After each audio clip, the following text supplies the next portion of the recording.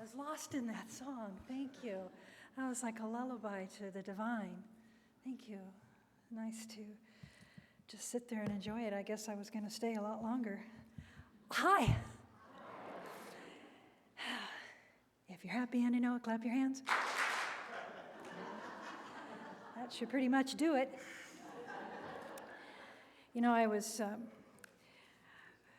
reflecting on joy and happiness and the times that it has occurred to me, you know, joy and sorrow, they kind of fall into that altar space of our heart. They join together at times, and they're so intimately there. They're the human condition, the sense of the divine qualities that we are innate in us, that dwell in us. Joy and moments of sorrow. And they're right there. And sometimes they get mixed up. And I remember when I was younger, a very close friend passed away, and it was a heroin overdose, and it was very dramatic. And my girlfriend and I went to the funeral, and we were sobbing. But then when we looked at each other, we started laughing. And it was like, oh my God, this is so awkward. And the more we couldn't stop laughing, the worse it got. The whole pew was starting to bounce, and people were looking around going, what is wrong with them? And I was horrified because I thought, what's going on here with me? But we had to bust out of there. And I remember we went to like Burger King or McDonald's and still laughing, holding our guts, wondering what's wrong with us. Why were we laughing so hard when we were so heartbroken? And I never made sense of that until I got older and realized, you know, it's just the signals got mixed up in me. I'm kind of crazy. You know, it was just this sorrow, but then joy was right there beside it, reminding me that will be my resting place once again.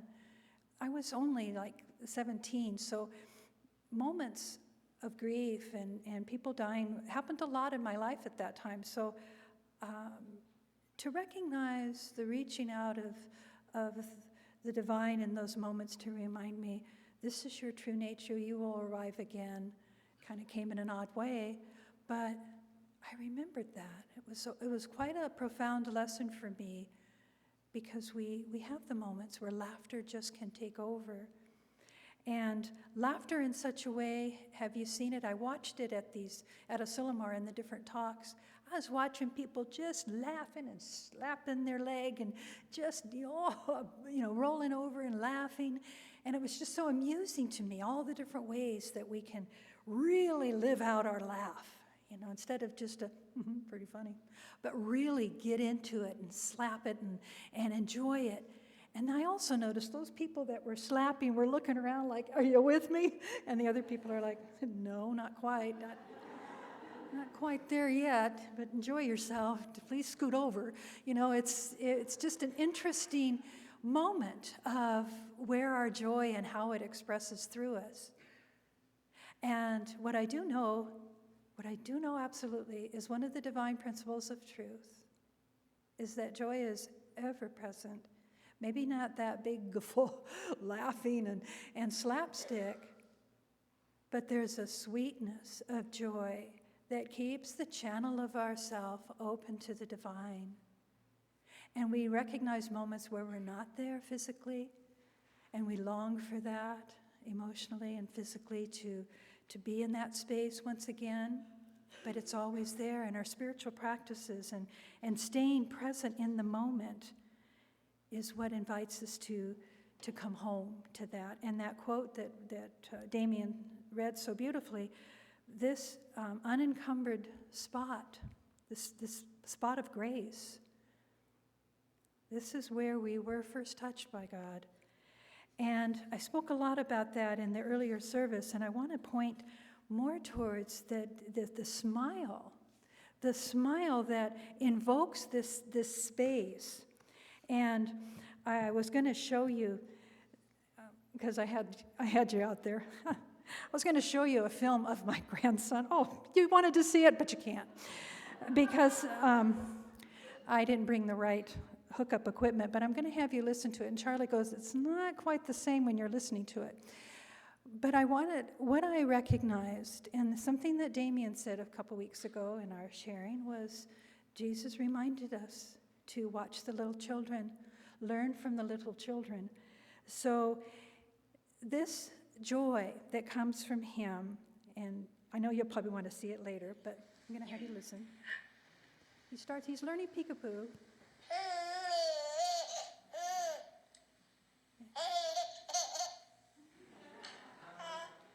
Huh?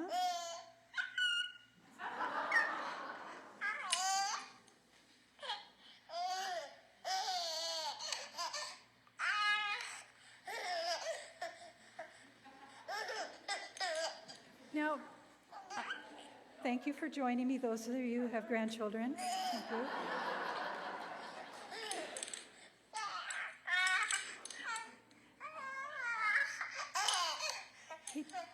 He just goes on. That moment, you can't see it, but he goes, that's one of those, looking around.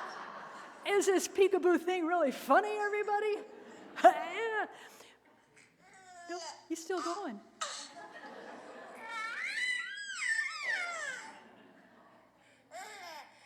And he has no teeth. Megan's little boy has teeth now, like a full denture. It's like awesome. But thank you for listening to that. But that is the natural joy. That's what, whenever you pick any YouTube that shows a baby smiling, and it percolates the juices inside our own hearts, right? Our hearts open and we remember how precious it is. When I am down, I pull that up, and Charlie goes, you're listening to that again? And I thought, yeah, I find refuge in this sweet innocence of a baby finding joy in whatever my daughter is, peekabooing him with. And that's us. That is us. That dwells in us. That place where we recognize, hey, I'm smiling. I remember during those younger years when I was a teenager, and I did go to a lot of funerals, and I remember thinking, I will never smile again. I'm 16, and my neighbor was killed, and I just won't smile again. I can't. How can the world be happy? And so I tried to contain myself, because life goes on, and you start to feel better. And I thought, oh, I'm smiling. I'm not supposed to, because Zodi died. And I kept trying to pull myself back, but life is propelling us forward, reminding us it is your nature to live and to have this joy, this smile of deep authenticity. Now, this is what we're going to explore together here in our service together, because Dr. Sigelman, Authentic Happiness, is one of the books that we're focusing on, and he talks about the smile. The book is a lot about research about happiness, and there's not a lot of books out there about happiness. A lot of books out there about our pathology, but not about happiness. And he calls the genuine smile, this is the one when the corners of your mouth turn up and your eyes crinkle and light shines through you. It's involuntary. It's called the Duchenne smile, the genuine smile. And I've practiced that in yoga classes. I invite people, close your eyes and invoke the inner smile. Feel that as you feel your muscles as it shifts here in the corners of your mouth. It doesn't have to be anything goofy. It's just the inner smile. And let your eyes crinkle a little bit and you feel it. And it seems to anoint you all the way through. A sense of grace, of quiet, loving grace, reminds you that you are the child of the One. And that divine Duchenne smile is genuine and authentic, and you cannot fake it. Versus, guess what they called the other one? The Pan-American smile. You can figure out when this was written, this book, but that's the inauthentic smile. And actually, they discovered in their research that that's the lower primate smile. And I thought, oh my gosh, if those pretty ladies only knew that they were a bunch of apes doing that smile, because it's actually a response, get this, to fright. And so I just found that all very intriguing when I'm stretching my understanding of, well, everybody smiles, but then when you start to explore any concept in life and start to go into it deeper, it's like, oh my goodness, this is pretty profound, this idea of smiling. And what invokes that smile is staying present in the moment, to recognize the innate beauty that surrounds us, to feel the fellowship that surrounds you right now, to recognize the beautiful music that's played, the prayers that are spoken, the readings that are so heartfully expressed to you, to awaken us, to stir us into remembering our true nature. So what we carry in our life experience, what is influencing us always along the way, are how we handle the endings of anything in our life experience. Life has moments of disappointment, and there's endings, and how we handle those is what is going to influence our sense of joy. They color our memories, they color our experience, they color our willingness to try again the next time.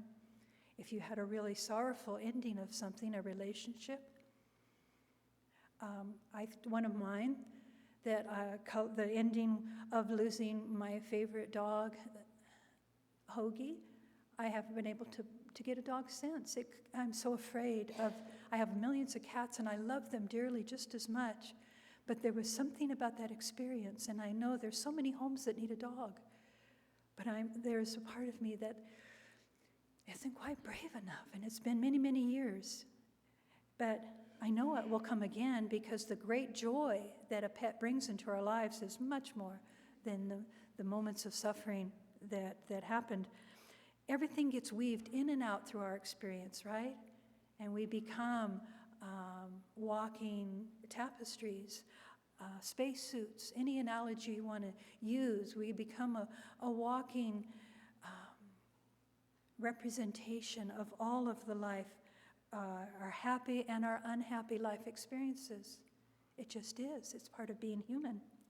So the sense of positive beingness that we're pointing to today can be just a sense of contentment. It can be an exuberant enthusiasm, energetic and radiant.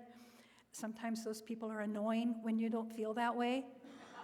But there's moments where you just think, well, I want to be that. I want to be that free inside myself. What's wrong? What's going on inside of me? And the meditation technique that we were shared at Asilomar from Michelle Wadley, Reverend Michelle Wadley, she did a practice with us to go into stillness, to go into silence, and to listen for your wisdom there, listen for that. But her invitation, as we sat in our little small circles, was, first of all, sit and get rid of what's on top. And I thought, what a curious way to put that, but what a profound teaching that was. So what's on top? What's on top of my consciousness right now that is separating me, unfortunately, from my divine knowingness? Because there's something that perhaps I'm struggling with. Let me tap into that so that I don't spend my time with the divine inviting that into our conversation, because I want to hear what the divine has to say to me today. And if I am too much invested in what's on top, I'm not listening. I'm not listening to that great wisdom, to that great guidance, to that great truth.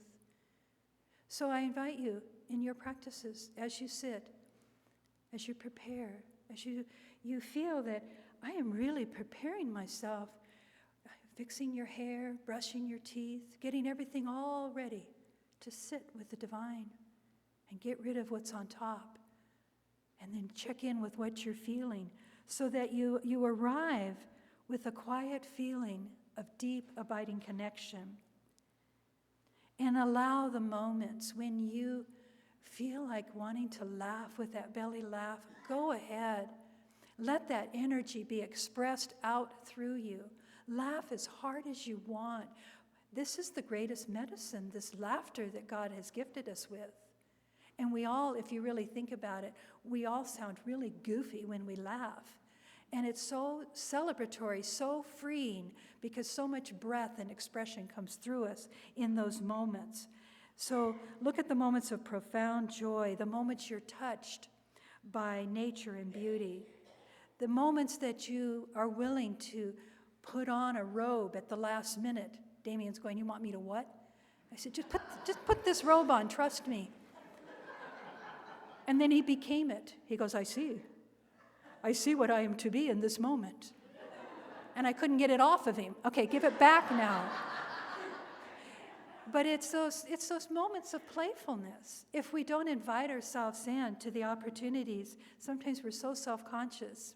What's somebody going to think? That I really own this robe? So what? So what? That you are aligned with joy, that you are willing to play. That's what we want to see, that joy in ourselves, and we want to see that lightness in others. So we allow this positive emotion of joy to flow. I continue to refer to it because of my influence of the yoga in my life, but I just love the idea of the santosha, the deep, abiding contentment.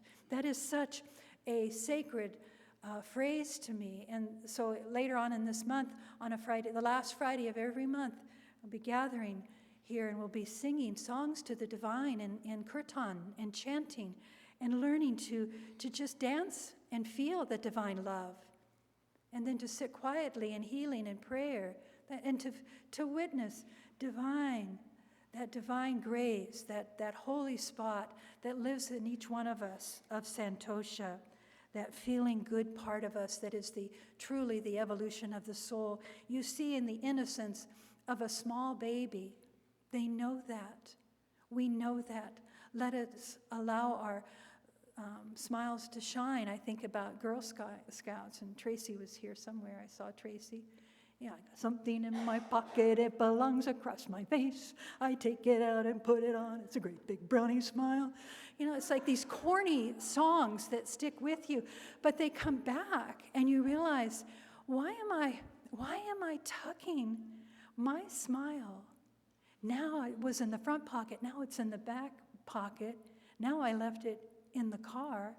You know, what are we doing with this great big happy smile that God graced our muscles with to be the Duchenne smile and not the Pan-American smile?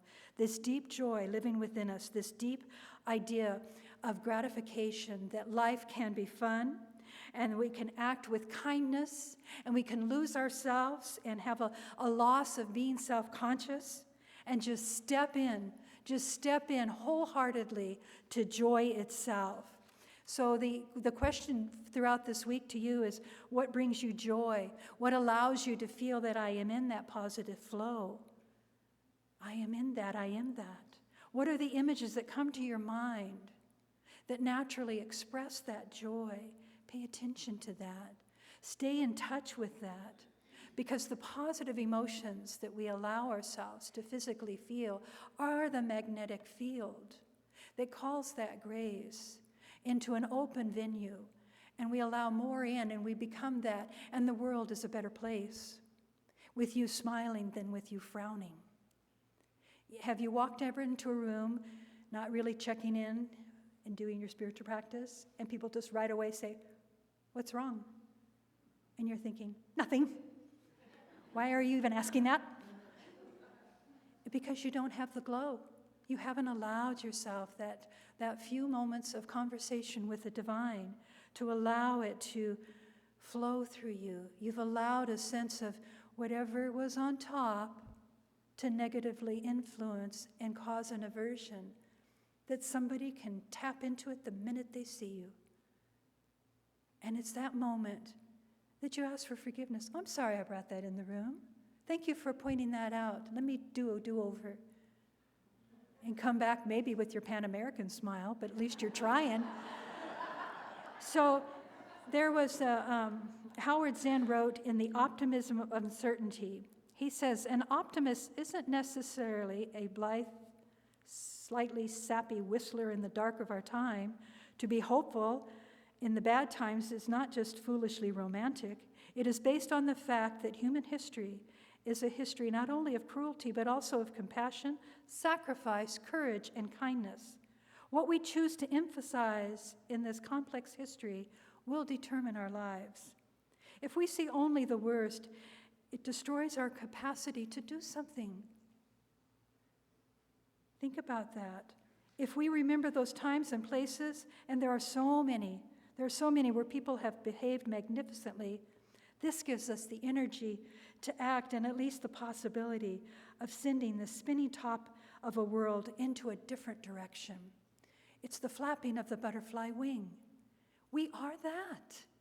The moment we add a smile when everyone is in a gloom or doom, not a smile of, oh, get over it, you can be happy if you want. No, it's a smile of genuine compassion and heart saying, I feel you. And your smile can be just the turning up of your corners of your mouth and the shining of your eyes. And that is where the love flows. The Tao speaks of 10,000 sorrows, 10,000 joys. We weigh ourselves daily. This is the human condition, walking, and around us is all this beauty. So we're open up to the possibilities of joy all around us, and the real that is all around us, and the experience of moving through these valleys of shadows of doubt, these moving through, not like so many speakers have spoken to, setting up camp in those valleys of doubt and discontent, but realizing I see this, and the God is with me here, and I choose to walk hand in hand with the divine, to allow no fear to hold up the direction of tapping into my true nature for refuge. I choose now to forever be the one seeking the potentiality for joy, to awaken joy. And so there's 3 things that you're invited to do, and this comes from Awakening Joy, a great book. This book has lots of practices, as you can see. I marked many pages in it because it just redirects us to think about inclining your mind towards joy. What you think about, you become. That sounds very familiar. Number 2, develop an increase of wholesome states when we are kind and generous, at ease and calm. Cultivate those states of being and recognize what got you there. Remember that when you've arrived, how you got there. And focus on the gladness, this is the 3rd one, that arises from being in that wholesome state. Uplift your energy. Spend time processing your positive experiences instead of dwelling in the cesspool of the negative ones. To allow yourself, I would choose now to engage my brain and my recall, and if you want to get into the science, to impress upon the neurons as I create new pathways in my mind and my brain to be happy, joyous ones. There's the amygdala that is responsible for a lot of our responses. And in that part of our brain, that's where we store the negative yipes. So do you want to be storing those negative yipes, or do you want to start imprinting your amygdala, think about that during the week, with good memories? Even in the middle of a bad event, can you use that imaginary space we've spoken to so often, that creative impulse, that stimulus of the creative urge to do something about what's going on in such a way that you create first in your mind and you see it outpictured and you really feel the joy of this greater good unfolding in life now. You deliberately seek out this positive joy, and the brain starts to register this as a positive experience. And you hold on to it long enough till those neurons cannot help but fire in a way that are positive and get you to dance and to move through life, get you created, get you up out of your doldrums, get you up out of what I talked about in the 9 o'clock, your Eeyore state. Well, it's always been. to your Tigger state where you're bouncing on your tail. So excited, so engaged, and dancing everywhere. How do you get there? Get off your Tigger tail, sit down, and meditate quietly, like Winnie the Pooh. You just sit there and listen deeply. And allow yourself to create this miracle energy, to create this awesome space inside of you, of your imaginal cells, your imaginal mind, working to create a world that works for all. The receptivity of your brain allows these chemical changes to be made manifest. So we talked a little bit about all these avenues of joy and the processes to invite joy in, to invite this happiness, to allow ourselves to share these feelings. They live inside of you. Allow yourself to share your joys with each other during the times in social hall. If someone has your book back there, grab it from them and just laugh. And just pretend in your imaginal space that they're all right, that you took their book. They can go buy the full price one at Barnes & Noble, but that one was yours. Ha! Throw them a Pan American smile if the other one doesn't work. But just check it out and check out, how can I laugh? How can I laugh? There's moments where, again, I go back to recently the same thing about not good time to laugh. I was up doing the women's retreat with Andrea, very serious moment. And she was trying to get them to engage in a practice, and then she got tongue-tied. And that's not nice to laugh at somebody that got tongue-tied, but I started to laugh. And I thought, oh, God, everybody's kind of looking at us from the front, so I act like this could make a difference. But it's this. And pretty soon she couldn't contain herself because she really couldn't get herself then out of her tongue-tiedness, and it got worse and worse. And I was like, oh my God, this is awful. And then it spread all the way around the room, so that full circle of 45 women were giggling about, they don't even know what. But we all got, it's so contagious. It's so contagious when you just invite it and just allow happiness to be. You're living outside yourself, and you're allowing yourself to live in deep, abiding contentment. So set that intention for yourself this week, and we're going to close with this beautiful practice of Thich Nhat Hanh and working with happiness. So he has an interview with Oprah, and he said, these are his words when she asked him, what is happiness? Happiness is the cessation of suffering, well-being. For instance, when I practice the exercise of breathing in, I'm aware of my eyes. Breathing out, I smile. To my eyes, I realize that they are still in good condition. There is a paradise of form and colors in my world. And because we all have the eyes to see this beautiful condition, you get in touch with paradise all around you. So when I become aware of my eyes, I touch a condition of happiness. And when I touch it, happiness comes. Breathing in, breathing out, I am smiling. So feel this as we move into the practice. Close your eyes and realize that whatever you see in your mind's eye, you're not smiling at that. You're smiling to that. You allow that subtle distinction to shift you. I am smiling to the one.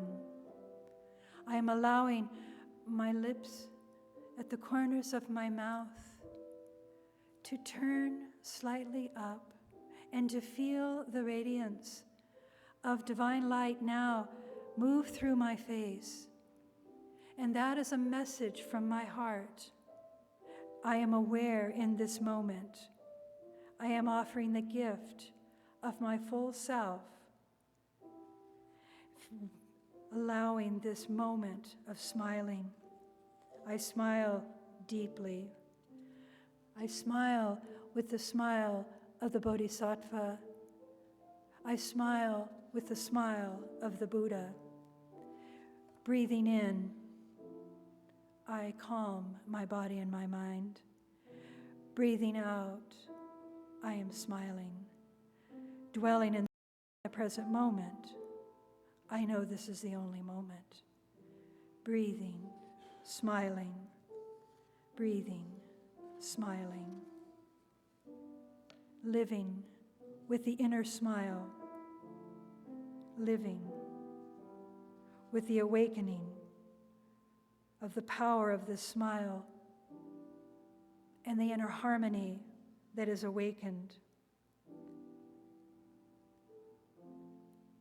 The Taoists say, living with an inner smile is to live in harmony with yourself. So we are all centered now. In a moment of calm, check in with yourself. What's on top? Let it go. Put it aside. Let it go. There is only one. There is only one of us smiling here. It is the divine smiling through you, as you. You are one with that joy. You are one with that pure state of deep, abiding contentment. Breathing in, you are that. Breathing out, you're smiling and you are calm. You're reaching a state of calm and relaxation. All of your energy from head to toe is allowing you to release deeper inside. Wonderful, wonderful eyes smiling.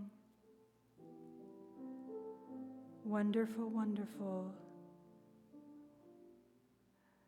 mouth, cheeks, ears smiling. Wonderful moment, calm moment. Breathing in, breathing out. I am one with the divine. I am the one smiling. My heart lifts to this greater joy. I am relaxing in the awareness of this moment. Allows us the corners of my lips to continue to turn upward. I am relaxing into the gentle way of the innocence of the smile of the baby that lives within me.